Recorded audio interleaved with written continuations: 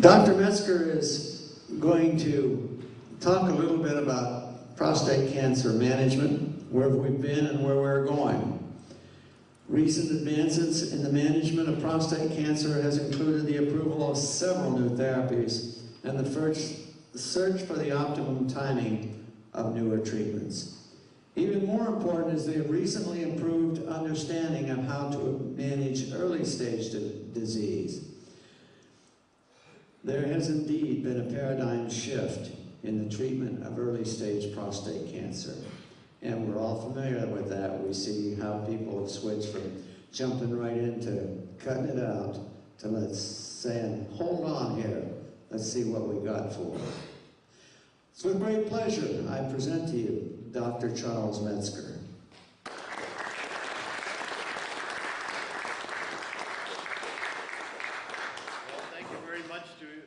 Need the microphone?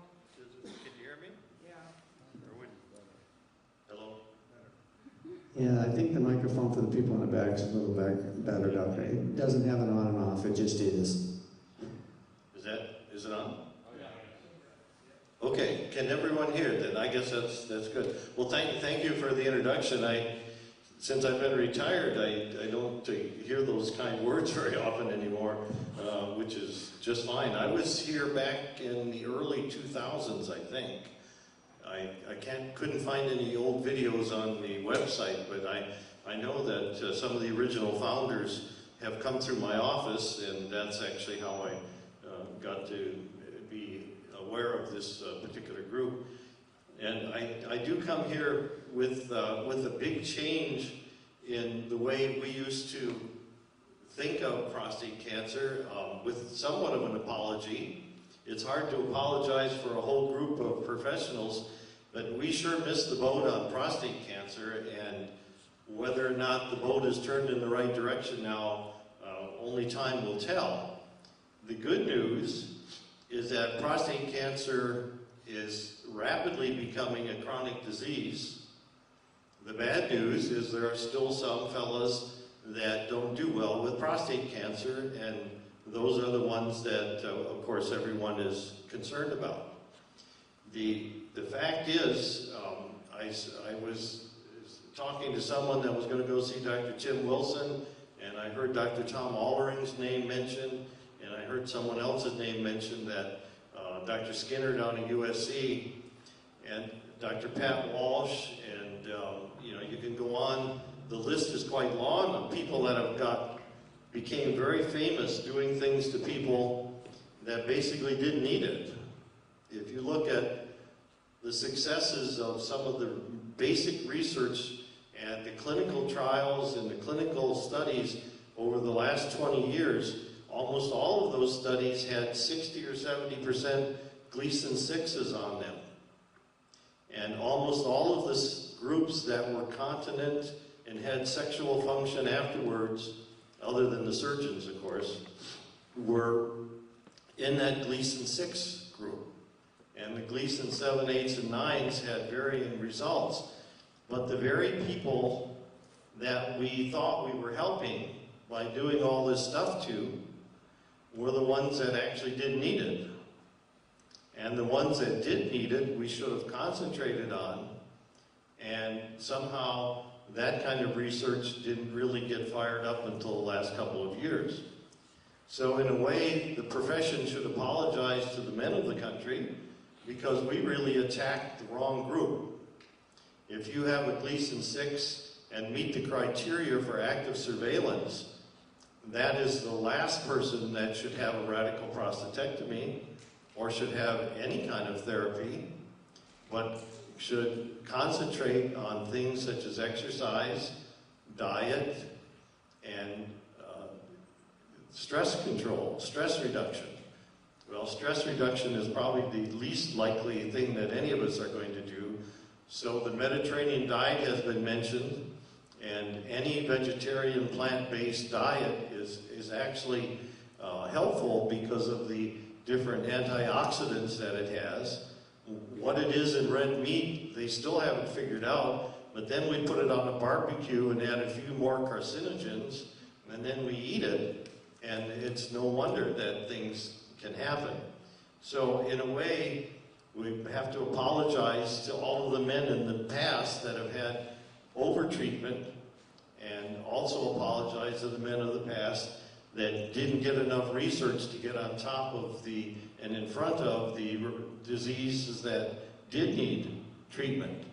So a couple of years ago, there was a study came out of Sweden, and I always remember growing up, there was a prize fighter named Ingemar Johansson. Everybody remembers, I can't remember who he fought against, but he was always that happy guy with a smile that would knock your brains out. And it turned out it was someone from his family that published one of the first articles on active surveillance in the European literature, and nobody in this country would pay attention to it. There were a few people, and those names have been mentioned in the little meeting before, that took varying parts of it and ran with it and became famous. Dr. Myers, the fella in, again, I'm not familiar with him, but they all had something, a part of what they were doing in Europe that they ran with. Somebody like diet, somebody like this, somebody like that. And it wasn't until just a couple of years ago that a fellow in Canada, Dr. Klotz, decided it was time to do a study and really put this to rest. And Dr. Klotz almost single-handedly has academically and scientifically shown that active surveillance is absolutely the way to go if the criteria are met. And the other thing that is exciting about that statement is that there now is a lab test, and it's true, it's only about 90% helpful, but 90% is a whole lot more than not being helpful at all.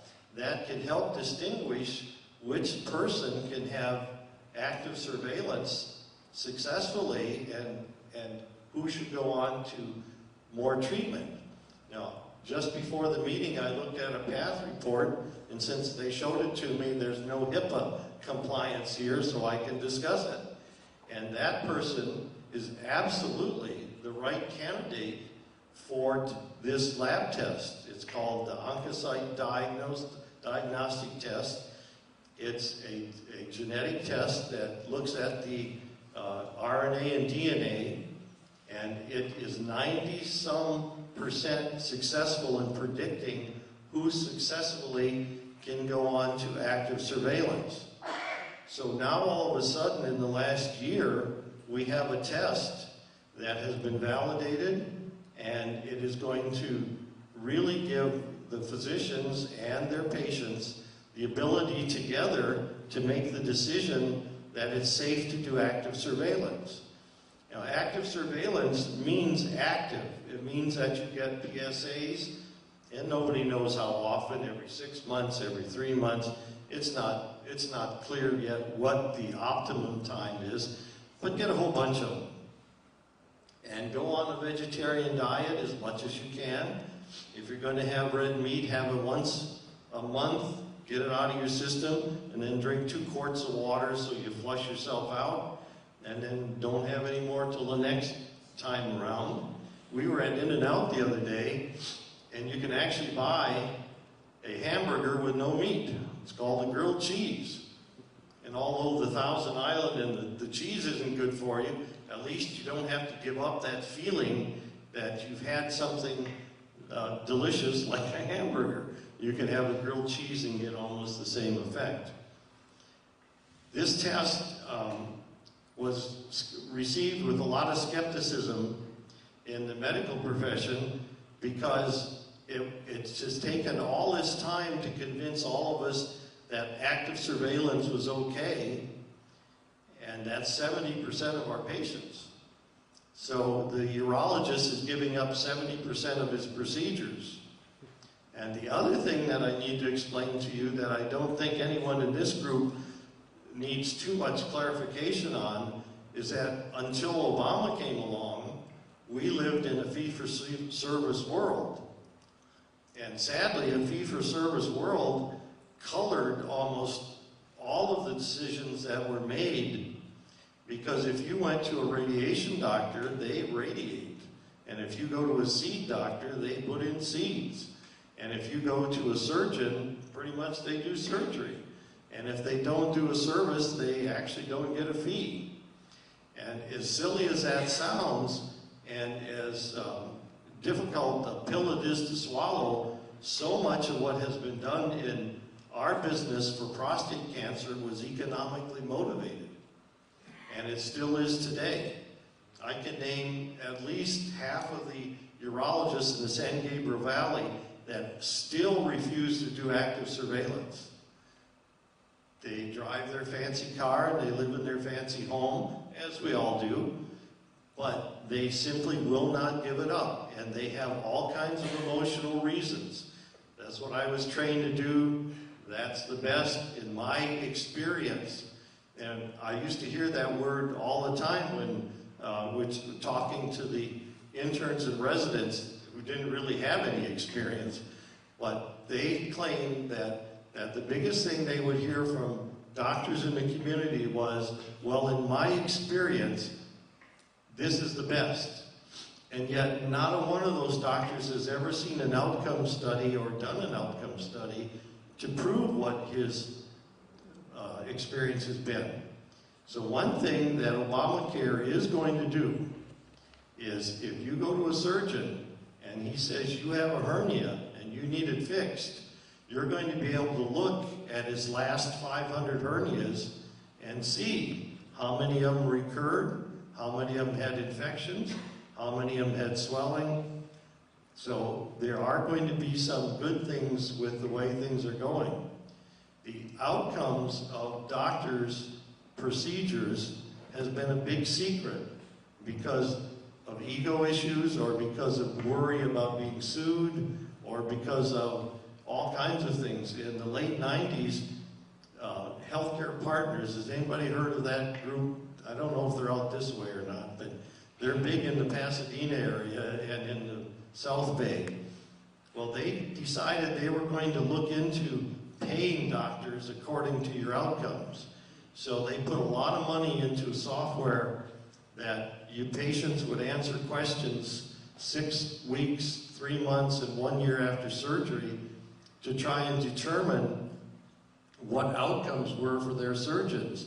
And if at 1 year your outcomes were, for instance, for hernias, that you didn't have a recurrence, you got paid another $400. So it was pay for performance. I mean that in the nicest way.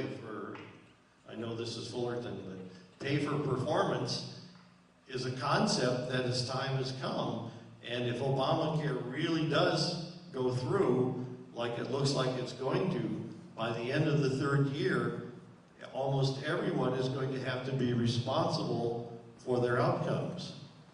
Now, someone was going to go see Tim Wilson soon. Tim Wilson is the nicest human being in the world. He's the best surgeon that I've ever seen. He's the best robotic surgeon that I've ever seen. He's done more robotic surgery than anyone in the country, if not the world. Some of it was even necessary. If you ask Tim what percentage of his people had Gleason 6s, he'll start getting a little nervous because a great deal of their early patients were all Gleason 6s because they wanted them to do well. And active surveillance was just something that, as good a surgeon as he was, you hate to see that talent go to waste, except if you can keep your prostate, believe me, the side effects and the complication rates are easily in the 30 to 40% range for surgery, maybe even higher for some types of radiation. And certainly even the last part of my career, we did a little over 100 radioactive seed implants. And even those had a certain percentage that just didn't do well. And yet we tried very hard to make sure everything was done correctly. The reason that people choose a particular treatment, if you decide to be treated, should be on side effects. What side effects are you willing to accept as a human being with 10, 15, 20 more years of life. And those side effects should determine what you do if you decide you're going to have treatment. Now, the people that do need some type of treatment can look at surgery and say, well, if almost half of them have some incontinence, have to wear some type of diapers, then that's a big negative for that particular procedure. Dr. Wilson is going to tell you that they've cut that down to 10% with the robotics, and that's probably true. So robotics have at least allowed there to be less incontinence, not so much on the sexual side. That hasn't changed a whole lot. They can see the nerves better with the robot and the telescopes, but getting them off the prostate, as someone mentioned, peeling them off, that's literally what you do. If you watch the video, you peel them off. When we were doing open procedures, you took your finger. Best instrument ever invented. Any man that's had a digital rectal exam knows that. In surgery, this is the best instrument that we use. And you would just simply take your finger and peel off the tissue. You couldn't see the nerves. They're just too small. And if your patient wasn't incontinent, you know, that was a wonderful thing. But almost all of them had some form of sexual dysfunction. And then there's always a few people that have anesthetic issues, pulmonary embolysis, phlebitis, the whole list of things that can happen. So surgery has definitely some negative aspects to it, but its cure rates are very good. The cure rates, again, have been somewhat skewed by all of the Gleason 6s that are in those data, but still, the success rate is good. And if you have a recurrence after surgery, you can have radiation to the bed. Someone pointed out what the bed of the prostate was, and expect at least 50 to 60% response to that. Radiation, once you've had it, you're pretty much done. You can still have cryo, you can still have high intensity ultrasound, but the complication rates go up a lot. On the other hand, at least in our radioactive seed program, we had a very low incidence of incontinence, very close to zero. And our sexual dysfunction was about 30%, which is about half of what some of the other published data shows. And that was just being extra careful and trying to identify where the neurovascular bundle was on each particular patient. And all of the different radiation stuff, in my career, we've gone from just cobalt, which was horrible, all the way up to proton. And yet there isn't one lick of evidence that one is better than the other. You have anecdotal information, you have egocentric doctors who claim they have studies, but there isn't one published, evidence-based, peer-reviewed study to show that you should pay $60, $70, $80, $100,000 for proton when you can get a $25,000 regular radiation as far as outcomes. It's a marketing thing that they should be ashamed of. We went through the cycle of having to discover that. A lot of our patients have had that kind of treatment, but there isn't a bit of difference in the outcomes. And those outcomes are going to become more critical as the Obamacare goes on and requires all of us to report our outcomes. So we're going to actually get clinical outcomes that are going to be able to steer us in a lot better direction. The doctor at Hoag Hospital, if he's done 20 surgeries and he tells he's done 200, you're going to know that. And if Dr. Wilson tells he's done 1,200, he's going to be able to show you evidence that he's actually done 1,200. Does that mean his 1,200th and first one will be a good case? Well, you kind of hope so. It takes a lot of cases. Someone said 250. Well, actually the number that City of Hope uses is 300 before they'll let one of their fellows go off on his own. And that's a tremendous number. I don't think I did 300 surgeries on the prostate in my entire career. So I think centers of excellence like City of Hope, like UCI, like USC, like UCLA. For some reason, UCLA, despite their football team this year, is not really promoted their urology, even though they have one of the finest departments in the country. It isn't as well marketed as the USC or City of Hope program. But anyone that's interested in being a Bruin, they have an excellent program at UCLA. So I think this test for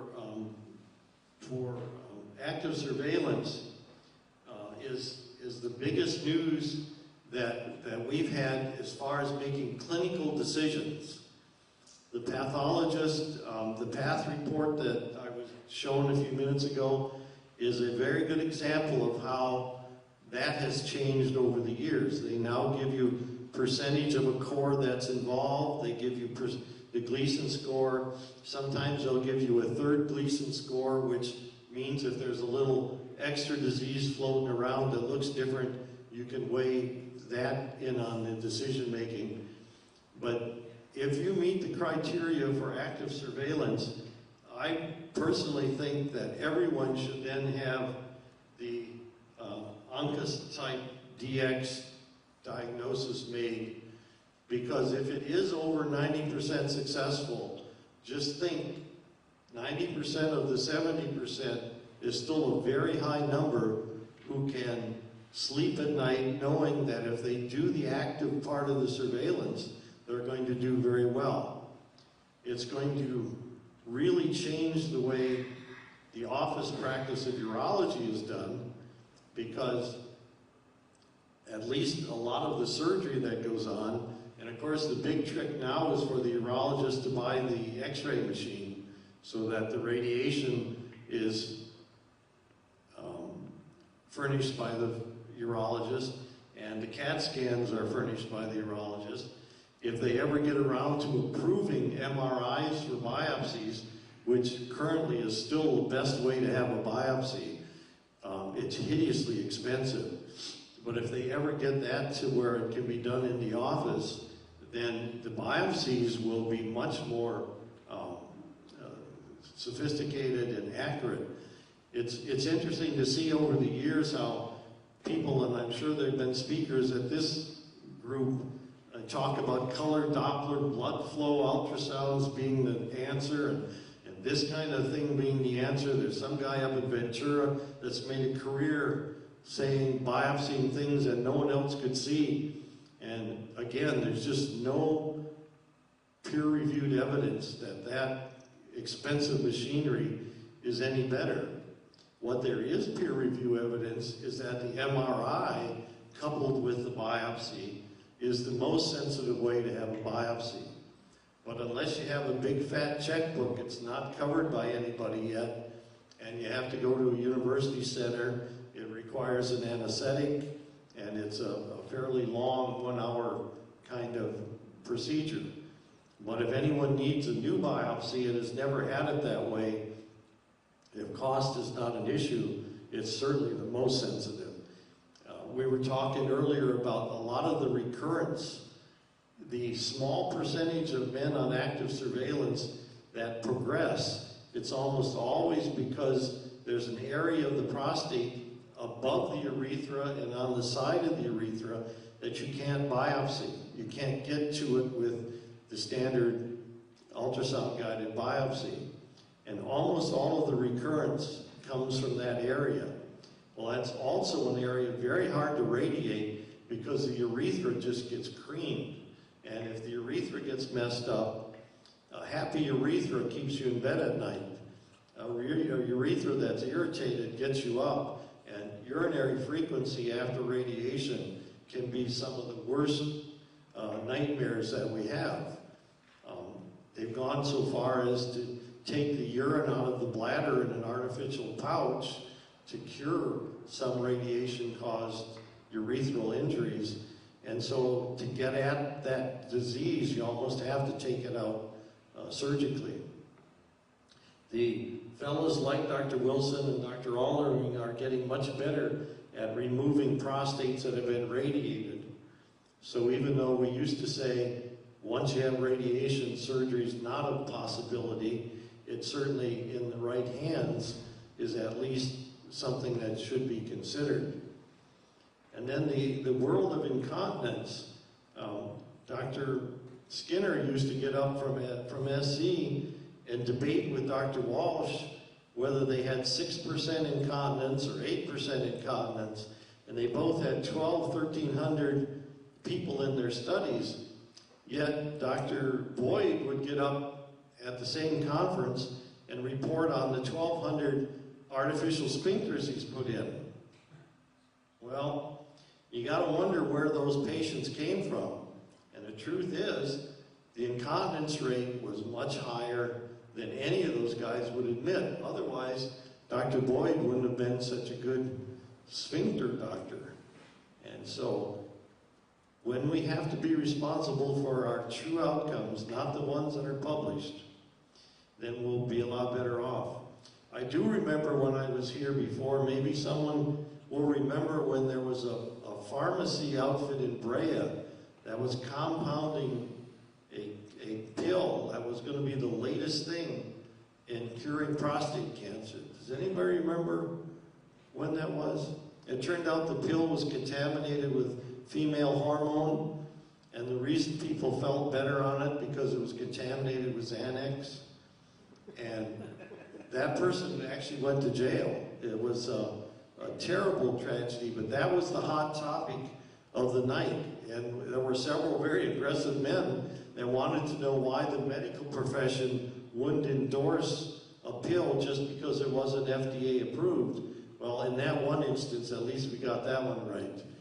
The pill helped because it had female hormone in it. So when I first started to practice, we used to do orchiectomies. We castrate men because there wasn't a Lupron or a Zoladex at that point, and you had your choice between taking a female hormone pill, and of course that has its side effects. The desire to go shopping continually, going to the beauty shop, pedicures and manicures every week. You know who I'm talking to. And when people didn't like those side effects, 10-12% incidence of heart attacks, thrombophlebitis. It's tough being a woman, you know? It really is. You take female hormones and you're a man, you get all these side effects. Well, then the alternative was simply to remove the testicles. And we used to do that in the office under local anesthetic. And I was just a farm boy from Michigan, and it seemed just like being home on the farm. That's what we used to do to people. But you know, it worked. And a lot of people did not become castrate resistant. They didn't become hormone insensitive. And we would have 20 and 25-year survivors. The active surveillance study, the reason that it's become such a hot item is the final paragraph in the study is how many people on the active surveillance went on to treatment. And it's a small number, but you're 18 times more likely to die of natural causes during your period of active surveillance than you are of prostate cancer.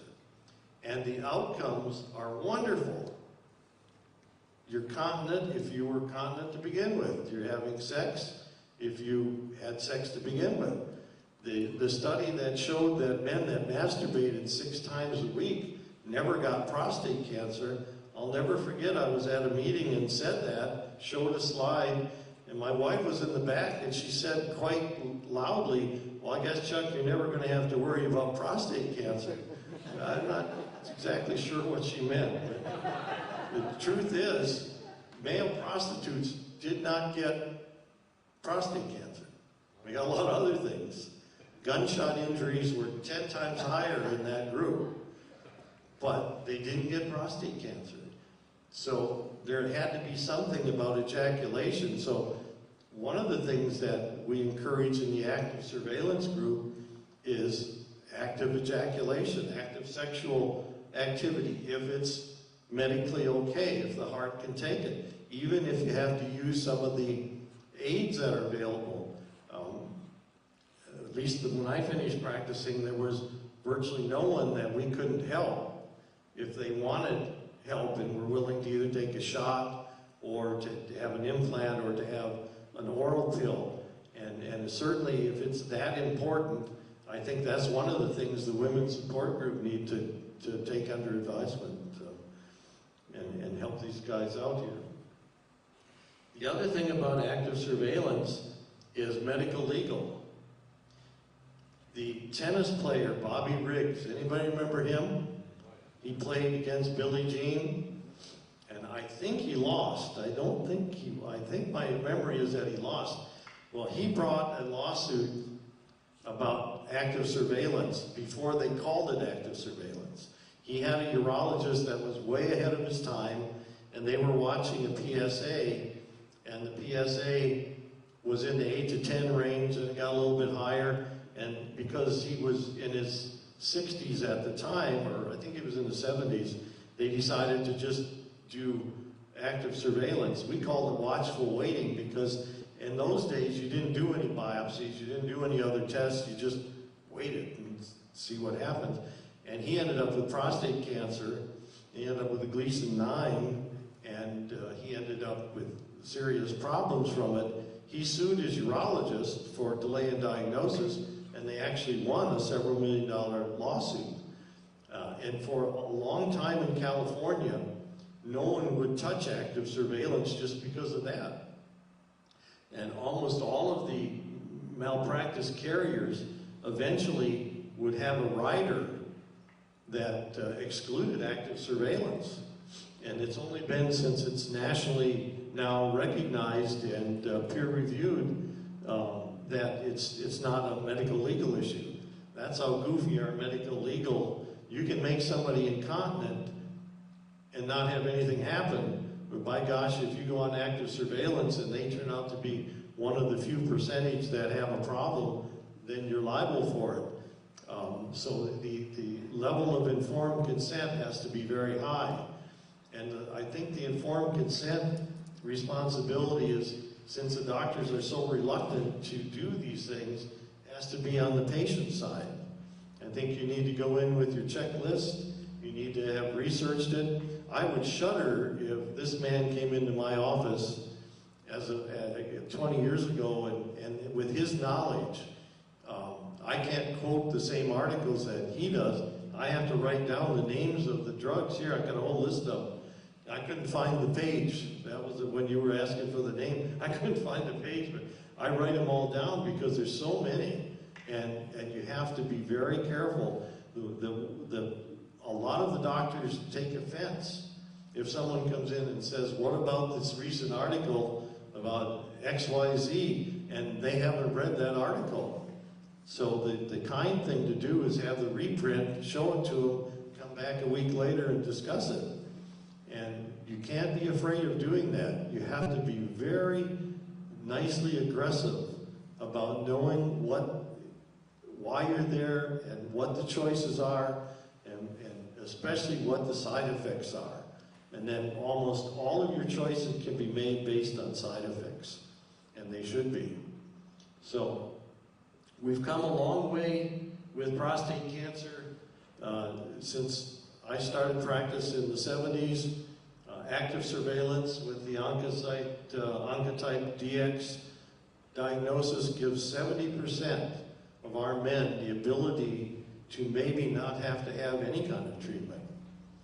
We need to tell our grandkids, our sons and daughters, to get off the meat, get onto a plant-based diet.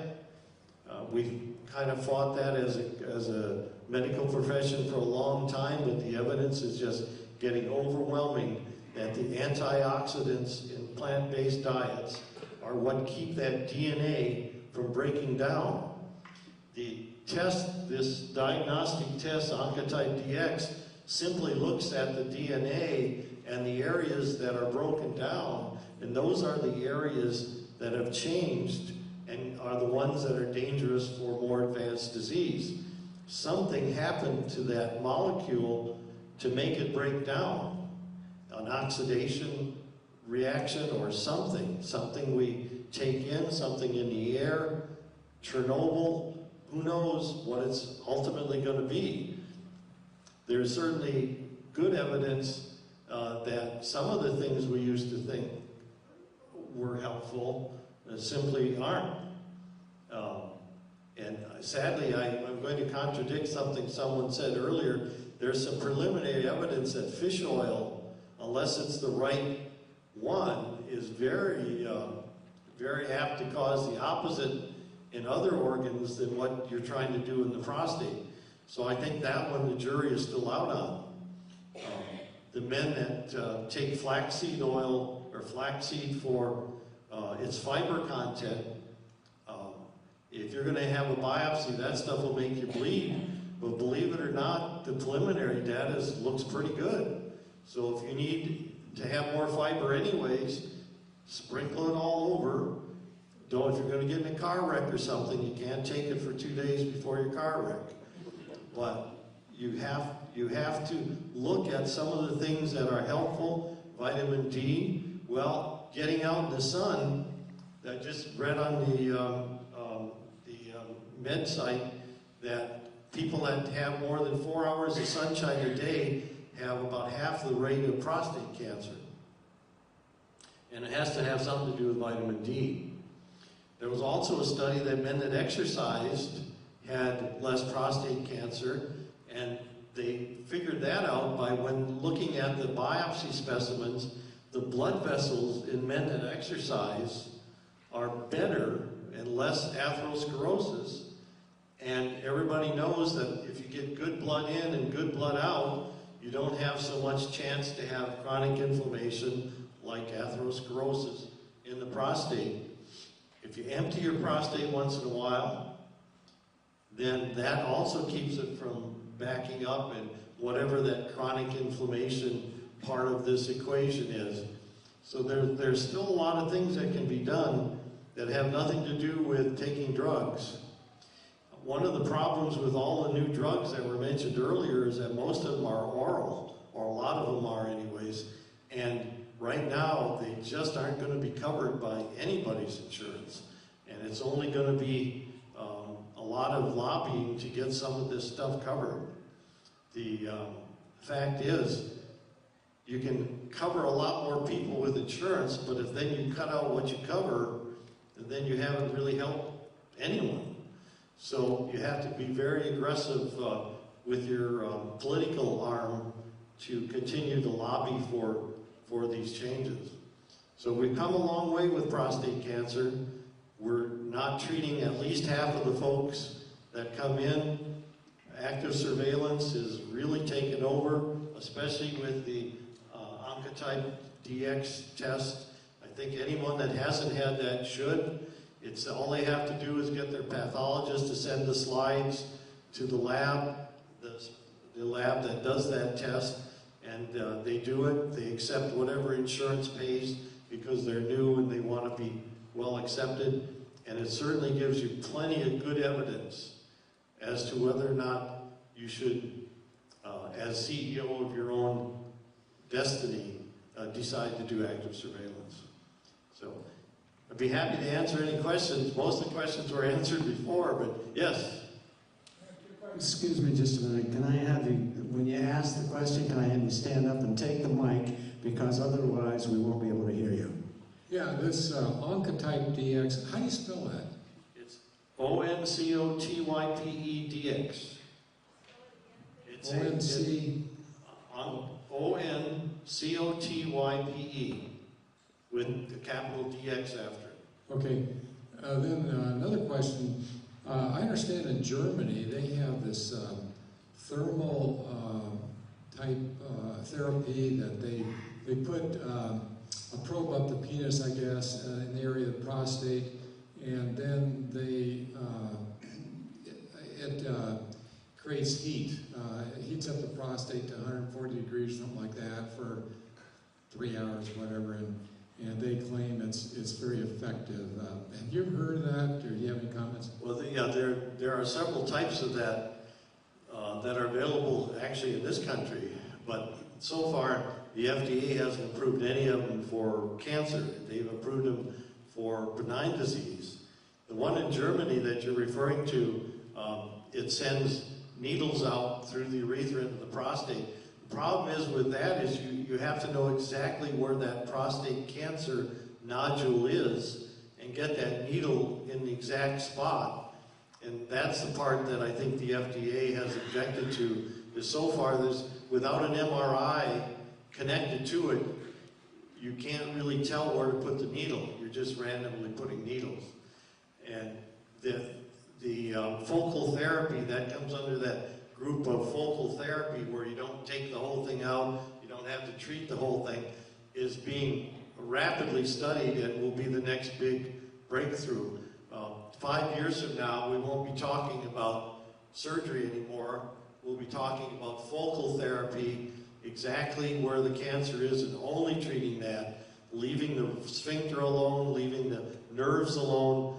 That is the next big breakthrough.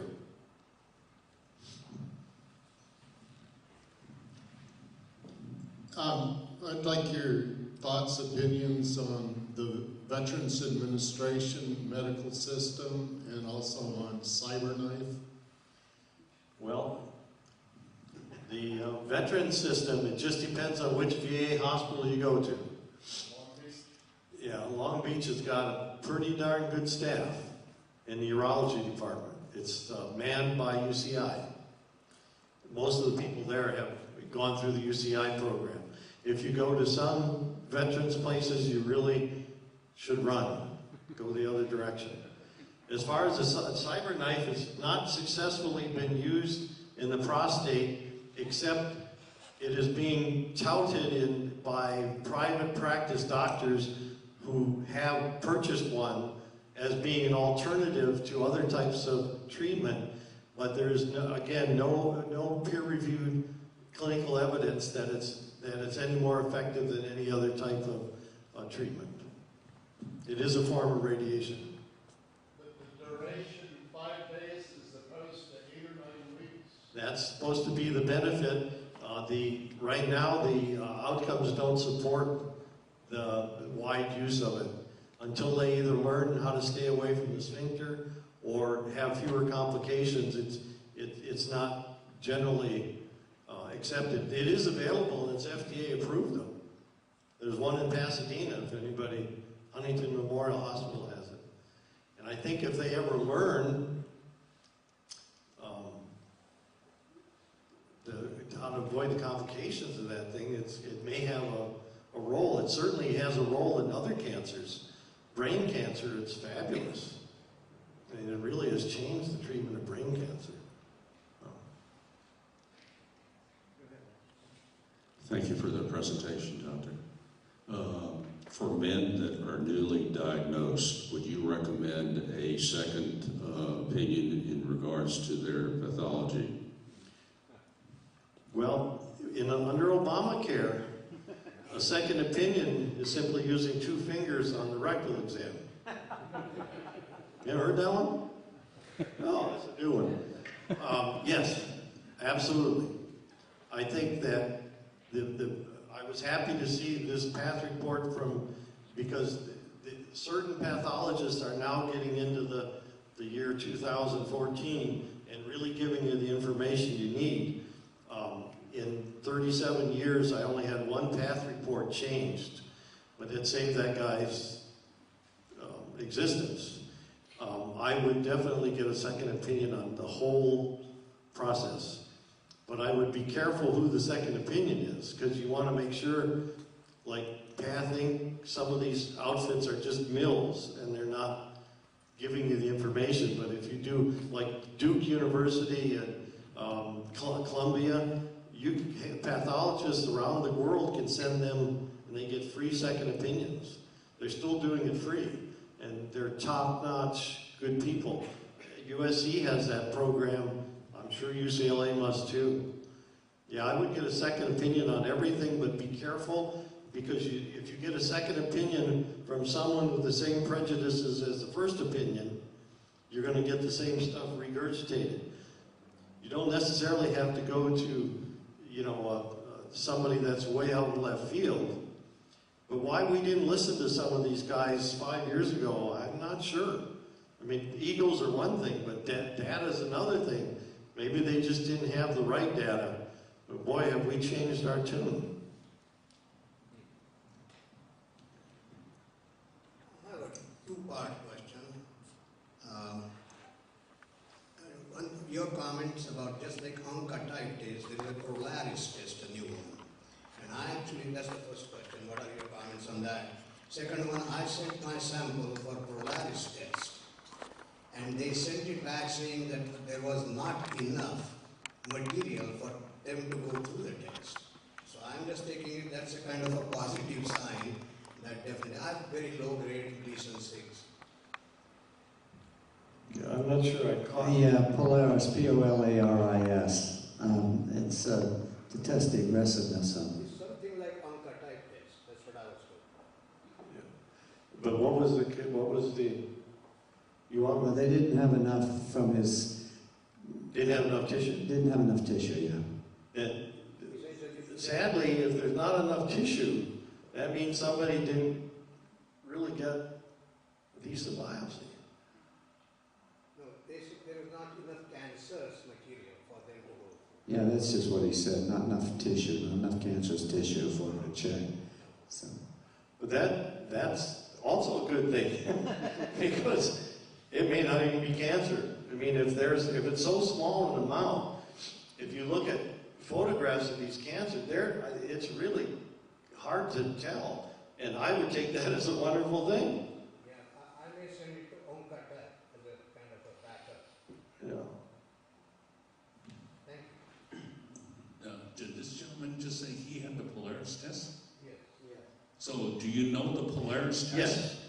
Is that the same as what you were talking about? No, it's not. They do it, and I have no relationship with this company. This is the first one that actually peels away the structure of the DNA and amplifies it and has identified the 15 areas that are actually deficient. The other one looks at it as a more macro, like there's 85 or 90 areas, and it's not nearly as specific. This is the first one that has actually gotten the specificity down to a very reasonable amount. There'll be another one coming along very soon. The FDA, I'm sure, will approve it, and it's going to be at least as specific as this one. But this is an area that's changing so quickly that, wasn't that long ago, wasn't it OJ worrying about DNA stuff? They didn't have this capability just that many years ago. And look at how it's changed just in this last. Dr. Metzger, my name is Maury. About 22 months ago, I had my prostate removed, and following that, I had radiation, and then I was on Lupron for 10 months and Firmagon for 3 months. I've since regained my sexual activity, but I'm having problems with continence. Is there anything that you could suggest that would help? Anything I can do for that problem? How long has it been since the radiation? It was ended in November of last year, a year ago in November. I think number one, with radiation added to the surgery, you should wait as long as you can afford the pens or whatever it takes, because the recovery rate after 2 and 3 years from the combination is still fairly significant. So number one is that it may clear itself up if you wait long enough. The part about what they're doing for incontinence, the FDA just approved yet another sling procedure for men that have incontinence after surgery. And this is a sling procedure very much like the women have. Women are cough and sneeze and they wet. Well, that stress incontinence is pretty much the same as men get, after surgery. So they've approved an outpatient sling procedure that's, maybe 20 or 30 minute procedure compared to a sphincter. And it's probably going to replace most of the sphincter work. But the exciting thing is they're using the injectable device, the fillers now, that the plastic surgeons use on the face for wrinkles. And the FDA has got several of them that will be approved that they just put into the sphincter as it exists to bulk it up. And that's going to have as good a results as surgery. So first, to answer your question, is time. Give it some more time. Second is, I think, one of the least invasive things should be tried. They're all going to be in-office, local anesthetic kind of procedures. And third, I think the sling is going to replace the sphincter as ultimate treatment if you need surgery. Put it in the ultrasound, and basically the ultrasound can then